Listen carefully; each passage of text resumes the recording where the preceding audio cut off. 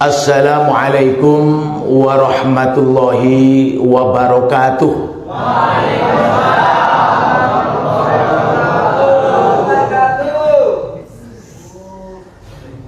Bismillah, alhamdulillah, wassalatu wassalamu ala rasulillah. Allahumma salli wa sallim ala nabiyyina Muhammadin wa ali Muhammad. Pimpinan dan seluruh karyawan PT Multi Bangunan yang saya yakin semua ahli surga ini. Karena merelakan waktunya untuk taklim yang kita tahu keutamaan daripada tholabul ilmi ini sekali duduk sama dengan 1000 rakaat sholat sunnah. Hingga dengan demikian apa yang kita kerjakan adalah sebuah investasi ukhrawi yang memudahkan kita untuk meraih kebahagiaan dunia hatal akhirah. Jamaah rahimakumullah, setiap orang kepingin sukses, tak terkecuali saya sendiri, yang tentunya karena kita beriman bukan hanya dunia kita sukses tapi juga akhirat. Nah, bagaimana untuk meraih sukses itu? Allah Subhanahu wa taala sudah memberikan guiding, sudah memberikan petunjuk di mana tahapan pertama untuk sukses adalah kemauan, motivasi. Alladzina yu'minuna bil ghaibi. Kenapa seseorang yang memiliki kemampuan yang tinggi, keinginan yang dahsyat, sekalipun terpisah oleh laut, dia akan siap untuk menyeberangi. Sekalipun tertutup oleh gunung, dia siap untuk mendaki. Jangankan tembok-tembok yang tebal, yang sulit tembus dengan meriam misalnya, bahkan segala sesuatunya diupayakan untuk bagaimana seseorang itu bisa meraih apa yang diinginkannya. Maka ada istilah dalam guyonan kita sehari-hari, cinta ditolak, dukun bertindak. Karena apa? Karena kepingin mendapatkan apa yang diinginkannya. Masya Allah. Motivasi inilah yang kemudian Nabi memberikan satu gambaran, innamal a'malu binniyat, bahwa keberhasilan seluruh usaha kita tergantung daripada niat kita. Dan niat itu adalah kemauan kita, keinginan kita, harapan, cita-cita kita. Siapapun kalau punya kemauan pasti ada jalan di sana. Ada orang yang kebetulan datang ke rumah, dia bilang, "Pak Yai, saya ini sudah bosan jadi orang miskin. Bagaimana bisa merubah nasib?" Saya bilang, buang gengsi. Nah, dari situ dia termotivasi untuk hijrah dari kampung halaman di Banyuwangi pergi ke Jakarta, nunut truk ikan. Yang biasa lewat itu bawa ikan dari Muncar, namanya PT Samudra Indah. Karena nggak punya uang, nunut truk. Sampai di Cakung, tempat bongkar muat truk di Jakarta Timur, dia turun di sana, lalu dia menuju ke satu masjid, sowan kepada takmir, minta diizinkan untuk menjadi marbot masjid. Apa itu? Cleaning service-nya, nyuci, nyapu, azan, ngajar ngaji. Yang penting dia diizinkan untuk mencari nafkah jam 7 sampai jam 11. Selebihnya untuk masjid. Lalu apa yang dia kerjakan ketika diterima menjadi marbot? Maaf, modalnya kantong, kelangsi kata orang Jawa ya, sama alat pengais, menjadi pemulung dari rumah, dari kampung, dari gang ke gang. buang gengsi. 1 tahun berjalan, dia tekuni profesi pemulung. Nampaknya ada satu anggota takmir yang merasa iba dan juga kepingin membantu. Mas, saya malu kamu marbot masjid di sini, masa keliling-keliling cari sampah.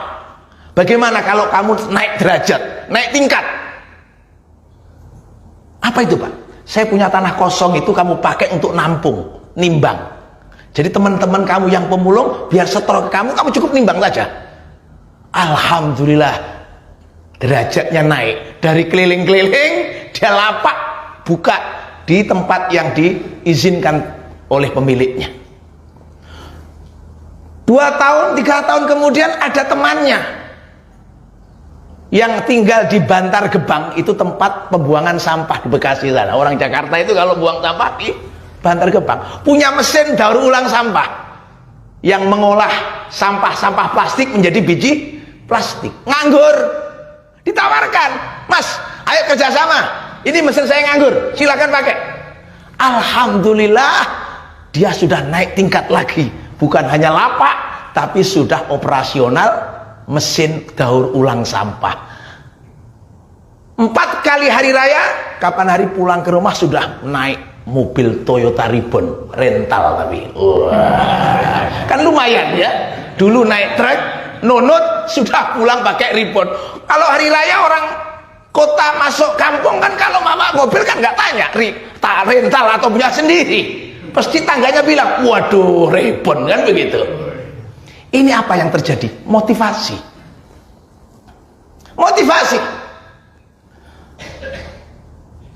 Nah, setelah motivasi lalu apa yang kita kerjakan? Allah melanjutkan yu'minuna bil ghaib dengan wa yuqimunas shalah. Apa itu wa yuqimunas shalah?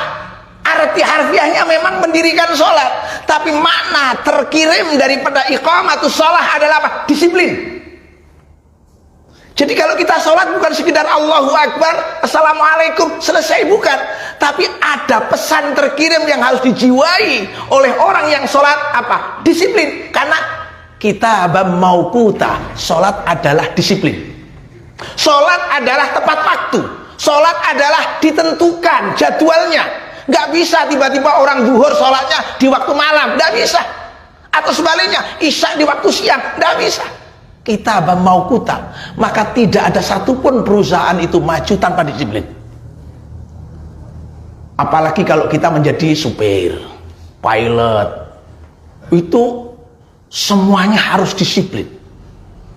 Begitu kita tidak disiplin, maka Allah kurangi rizki. Contoh, saya punya tetangga, tokonya ini tiba-tiba berkurang pembelinya, sampai kemudian cari cara bagaimana untuk supaya pembeli datang. Diupayakan dengan cari lafaz-lafaz yang ditaruh di atas pintu. Tidak tahu lafaz-lafaz apa, yang penting penglaris katanya begitu. Ternyata tidak maju-maju juga. Lalu datang kepada seorang kiai, Pak Yai, saya sudah tempelkan itu lafaz-lafaz di atas pintu, tapi toko saya nggak laris. Pak Yai tanya, kamu bukanya toko jam berapa?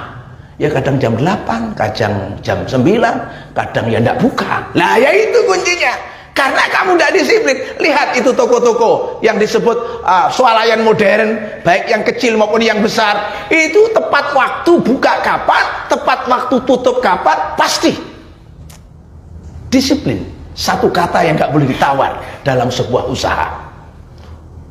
Seorang penyanyi itu saking disiplinnya, nggak boleh makan gorengan, ya nggak makan gorengan. Lah kita ini nggak, sudah jelas perut kita sakit gara-gara sambel, ini karena seneng sambel, ya akhirnya ya sakit juga. Coba disiplin, nggak pakai sambel. Ini satu contoh. Maka sholat itu sebenarnya bagi kita yang kepingin sukses memberikan pesan disiplin. Dan luar biasa, Multi Bangunan memberikan disiplin untuk dirinya sendiri. Jam 2 untuk hari ini sampai selesai taklim. Ini suatu luar biasa. Dan saya yakin seluruh yang hadir ini insya Allah dimudahkan rizkinya, hutangnya lunas semua. Amin. Itu yang terpenting. Bab kalau ngomong hutang kita nggak pernah lunas, yaitu hutang kepada ibu kita. Nggak pernah lunas. Kita ini hutang kita sama ibu kita itu ada 5 macam. Kapan lunasnya? Pertama, utang yang dapat hutang ketuban. Kita dulu bisa hidup karena di dalam rahim kita berenang dalam air ketuban ibu kita. Bahkan kita makan dari air ketuban itu. Bahkan kita lahir juga dihantarkan oleh air ketuban itu. Bagaimana kita melunasi hutang kita kepada ibu? Yang kedua, utang darah. Bahwa kita terbentuk dari darah ibu. Masya Allah. Lalu yang ketiga, utang ASI. Kita dulu pernah mendapatkan asupan air susu ibu yang tak tergantikan. Cuma sekarang sudah digantikan air susu sapi. Makanya orang sekarang tuh diomongi wangel, boleh dikepuk. Karena susunya sapi. Sapi loh dinasehati kan wangel, Bang. Gelem dipecut. Gitu. Nah, kemudian yang keempat, hutang keringat. Ibu kita ini berkeringat, bersusah payah membawa kita, menggendong kita, Masya Allah, kemana-mana mencarikan nafkah kita. Bahkan ada seorang ibu yang bangun jam 2 malam. Lalu kapan kita selesai utangnya kepada ibu? Tidak akan pernah terselesaikan. Cuma utang sama tetangga, mudah-mudahan lupa tetangga kita dengan kita. Tetap saja.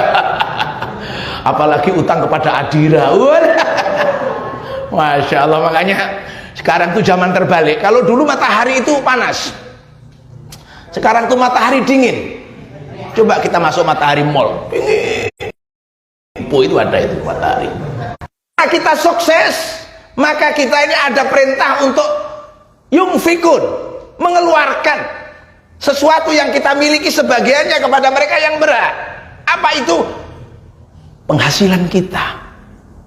Coba, ini ayat tidak ada itu. Tetapi karena ibadah zakat, ibadah haji itu menggunakan uang salah satunya, maka mencari uang menjadi wajib untuk menyempurnakan ibadah. Nggak ada orang zakat itu nawaitu an ukhrijaz zakat, memberi itu lebih utama daripada menerima. Maka semakin banyak usaha, semakin maju usaha, semakin banyak penghasilan, semakin banyak kesempatan untuk memberi. Di Tulungagung itu ada bakul kacang 10 miliar untuk membangun masjid. Bakul kacang sodakohnya 10 miliar untuk masjid. Kita tanya, bakul kacang kok sodakohnya 10 miliar? Ternyata kacangnya impor dari Amerika, per bulannya 600 ton. Lengkap dengan itu. Itu namanya surga. Surga, oh iya surga, kasur 3 gitu ya.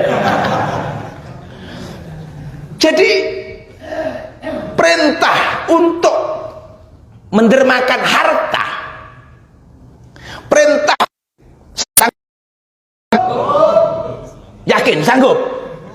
Loh, di dompet nggak pernah ATM selalu isi.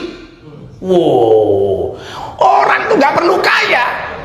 Orang nggak perlu kaya, yang penting pas butuh ada, itu namanya penting. Itu ada banyak orang bukan iso bayar.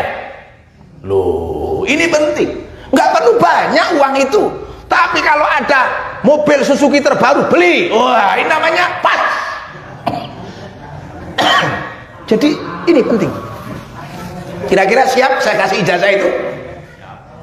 Satu disiapkan baskom berisi air hangat, dicuci kaki kita, lalu dipakai minum oleh istri kita. Alhamdulillah, iso langsung wahing gitu ya. Tapi itulah, semua itu akan menjadi senyum, menjadi bahagia, dan menjadi banyak kesempatan terbuka kalau kita punya uang. Nah ini, siap saya kasih ijazah uang? Surat Quraisy dibaca. li ilafi Quraisyin ilafihim rihlatash syita'i was-shaif falyabudu rabb hadzal baitil ladzi at'amahum min ju'in wa amanahum min. Kira-kira mana? Kira-kira yang gratis mana? Lawang kita itu turun di terminal Tawangalun itu pas pemberhentian bis, saya pernah begitu turun kan ada toilet, saya masuk karena kebelet. Begitu keluar saya kasih 5.000, nggak gratis. Inna anfusahum wa amwalahum bi anna lahumul jannah. Allah membeli. Loh, kalau membeli itu kan harus ada yang dipakai alat beli, namanya uang. Siapa datang dari rumah ke tempat kerja, lalu kita melaksanakan kewajiban-kewajiban, baik kewajiban sebagai perusahaan atau kewajiban kita kepada Allah, itu semua dihargai sama Allah. Bahkan tangan-tangan yang kasar karena kerja ini jannah, surga itu adalah uang yang dipakai oleh Allah untuk membeli amal soleh kita. Jadi saya yakin semua yang hadir ini dibeli oleh Allah dengan surga. Amin ya rabbal alamin. Bi anna lahumul jannah. Nah, di situ kemudian dibawa angkutan, masukkan ke dalam pabrik, diolah keluar menjadi semen. Rihlatas syita'i was-shaif. Enggak berhenti.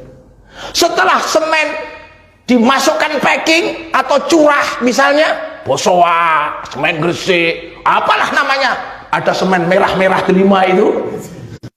Masya Allah. Jadi ini semen ini bukan sesuatu yang diem. Semen itu menjadi semen karena dari yang diem namanya gunung batu masuk ke pabrik, pabrik diolah, di packing sampai ke sini, namanya rihlah. Rihlah itu apa? Bergerak. Sampai sini nggak diem juga, masih rihlah, diolah menjadi paving, diolah menjadi batu bata, diolah macam-macam bahan-bahan bangunan. Nggak ada yang diem. Sepiring nasi di atas meja yang akan kita santap itu rihlah, Bapak. Jauh sebelum jadi nasi namanya beras.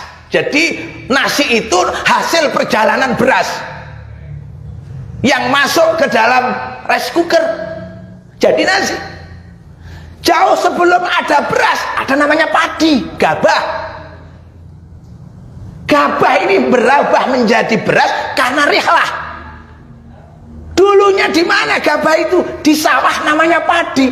Dia diem di sawah itu 3 bulan, lalu panen, lalu dibawa ke selepan, selepan dibawa ke toko, toko dibawa ke rumah-rumah, lalu diolah menjadi nasi. Siapa yang terlibat dari sepiring nasi? Banyak orang. Tokonya, pabrik apa itu? Rice cookernya, termasuk pabrik penggilingan padinya. Wong Korea, wong Cina, wong Jerman, semua bekerja demi memberikan sepiring nasi untuk kita. Rihlatas syita'i was-shaif. Bapak-bapak, saudara-saudara, tuan-tuan yang terhormat ini sudah melakukan rihlah. Pagi tadi berangkat ke sini, sore pulang, namanya rihlah itu. Lalu apa yang didapat? Syita'i was-shaif. Tidak peduli dingin, tidak peduli panas, demi sebuah pekerjaan yang kemudian menghasilkan uang. Uang itu untuk apa? Ini pertanyaan. Uang itu falyabudu. Kalau orang punya uang, tujuannya satu, untuk ibadah. Maka banyak orang punya uang, banyak numpuk-numpuk, tapi nggak barokah. Kalau orang punya uang banyak kok tambah bingung, itu mesti uangnya nggak barokah. Maka pertanda kalau kita punya uang tambah ayem, tambah tenang, itu namanya uang yang barokah. Maka falyabudu. Untuk apa? Ibadah. Seperti Pak Sutrimo tadi, seperti multi bangunan, bikin masjid, bikin TPQ, Masya Allah, ini namanya falyabudu. Lalu apa jaminannya kalau orang cari uang dan mendapatkan uang lalu dipakai untuk ibadah? 3 perkara yang akan kita dapat. Rabb hadzal bait, kita akan mendapatkan tempat tinggal. papan. At'amahum min ju', dijamin makan kita oleh Allah, gak pernah lapar. Wa amanahum min khauf, dan kita juga tidak pernah punya kegelisahan, kesedihan, kekhawatiran. Optimis kita, besok masih ada matahari terbit, besok saya masih bisa hidup, besok saya masih punya uang banyak. Alhamdulillah. Baca ini surat Quraisy tiap ba'dal maghrib dan ba'da subuh. Insyaallah bi'aunillah biiznillah, dompet kita nggak pernah kosong daripada uang, walaupun itu hanya 2.000. Alhamdulillah. Mudah-mudahan sepulangnya dari tempat yang mulia ini Allah berikan rizki yang luas kepada kita, keluarga yang tenang, barokah, mawaddah. Wal afu minkum. Wassalamualaikum warahmatullahi wabarakatuh.